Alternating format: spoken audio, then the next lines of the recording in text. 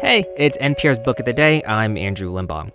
The first story in Jamil Kochai's new short story collection is called Playing Metal Gear Solid 5: The Phantom Pain. And I remember reading it when it was first published in The New Yorker because I, too, have big thoughts about the Metal Gear franchise and knew exactly what he was talking about when he referred to names like Revolver Ocelot and Big Boss in the story. But the story is about Afghanistan, depicted in a way once or twice removed, a figment of someone else's memory or imagination. The full collection is called The Haunting of Hajji Hotak, and Kochai talked to NPR's Ari Shapiro about being displaced from Afghanistan. And they get into this interesting discussion about balancing the focus on the Afghan characters in spite of them being haunted by invading Soviet and American forces. Years ago, the author Jamil Kochai saw a satirical headline in The Onion. It read, FBI counterterrorism agent wistfully recalls watching 20-year-old Muslim American grow up. I thought it was totally funny, but also oddly endearing. That joke gave him the premise for the title story in his new book, The Haunting of Hajji Hotak and Other Stories. I was thinking about this character, and I was sort of watching him watch the family. That's where sort of the central relationship of the story sort of builds up as this narrator begins to also feel a very real bond to this family. This family comes up again and again throughout Jamil Kochai's short stories. It's largely autobiographical. My own family, we left Afghanistan. Both my mother and my father's side came from a small village in Logar. They experienced a tremendous warfare in the early 1980s because of the Soviet invasion. There was really horrific bombings and violence there, and so they were forced to flee to Pakistan. From Pakistan, they eventually made it to Alabama, and then from Alabama all the way here to Sacramento, California. And so many of the stories in the collection do draw from our personal experiences. You say the details of this family's experience are largely autobiographical, but also the stories include fantastical elements in which, humans turn into animals or somebody tries to rewrite their family history in a video game. How does fiction allow you to explore some of the experiences your family has had that maybe writing about these people in a more direct, literal way might not?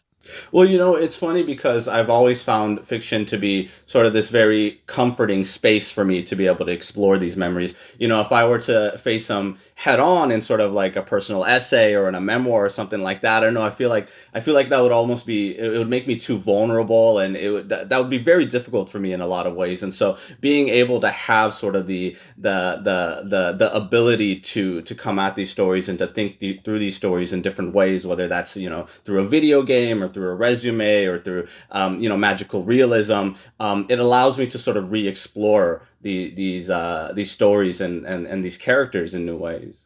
You mentioned a resume, and so I want to talk about a story that is basically written as a series of resume entries, which in the many short stories I've read in my life is not something that I have ever seen before.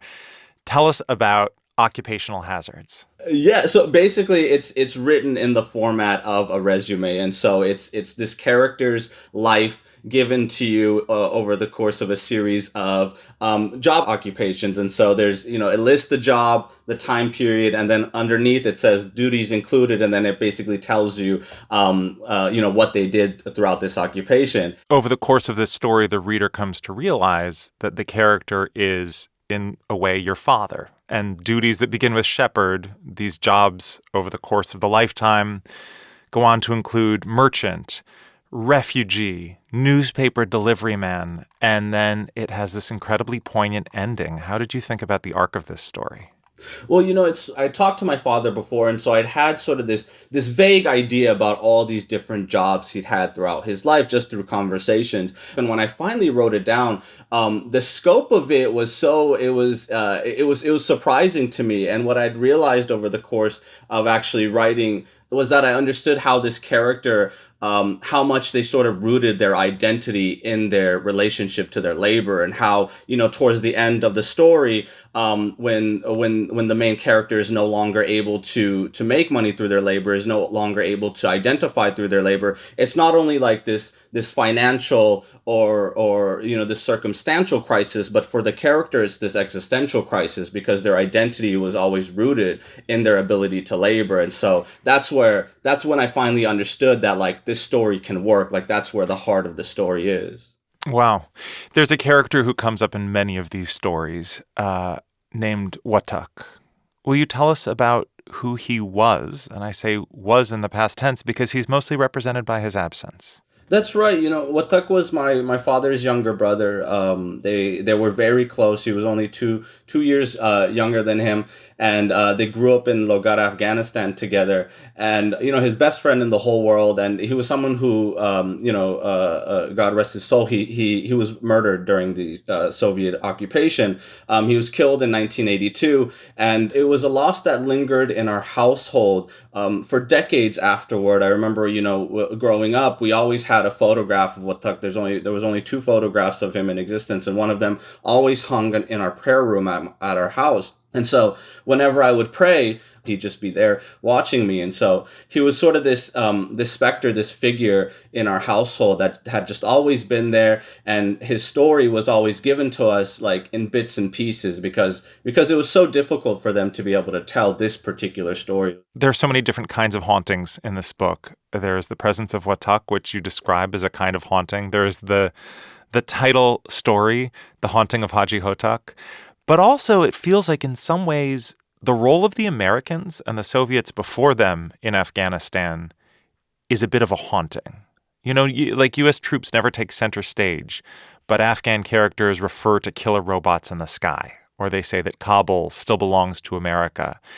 How did you think of the role that these invading countries play in the story of Afghanistan that you're telling? The thing is I didn't want my stories or my writing in general to be sort of overcome by these invading forces, right? I wanted to focus on the characters first and foremost. The Afghan characters, I wanted to focus on their lives and their relationships. But of course, there's always that context of the occupation itself, whether that's the American occupation or the Soviet occupation before that. And so, they are sort of these lingering presences, these ghosts in their lives. And so even as they're, eating dinner or having a fight or whatever else it is in terms of the plot of the story, in terms of these different relationships between the characters, I always try to make sure that the looming presence of the occupation is always there as well. I don't want that to be forgotten, but I also don't want it to overwhelm the story. And so whether it is a beloved friend who was killed at an early age or an invading occupying force, how do you think about the idea of haunting in your life, in understanding your family's history that you wrestle with in these stories? When I first began to conceptualize what a story was, it was rooted in these stories of loss. It was rooted in these stories of death and these stories of warfare. But then also these stories of profound joy and happiness in this village before the war. And so it was these 2 separate kinds of hauntings. This land and this time lost to war, but then it was also the war itself. Those 2 forms of hauntings were always there for me. And so I just sort of had to reach back and grab it and put it on the page. Jamil Jan Kochai's new book is The Haunting of Hajji Hotak and Other Stories. Thank you for talking with us about it. Thank you so much for having me. It's an honor.